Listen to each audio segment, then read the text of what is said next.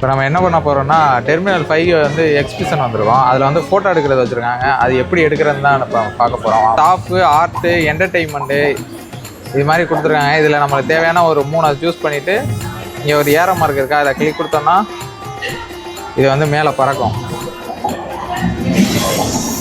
இதில் எதுவுமே சூஸ் பண்ணுற வேண்டிய அவசியம் இல்லை, இது ஆட்டோமேட்டிக்காக வந்துடும். டேக் ஏ ஃபோட்டோ கொடுத்தீங்கன்னா வச்சுக்கோங்க. அக்ரி இதே நல்லா இல்லை. லொக்கேஷனில் ஸ்டாண்ட் பை பண்ணோம்னா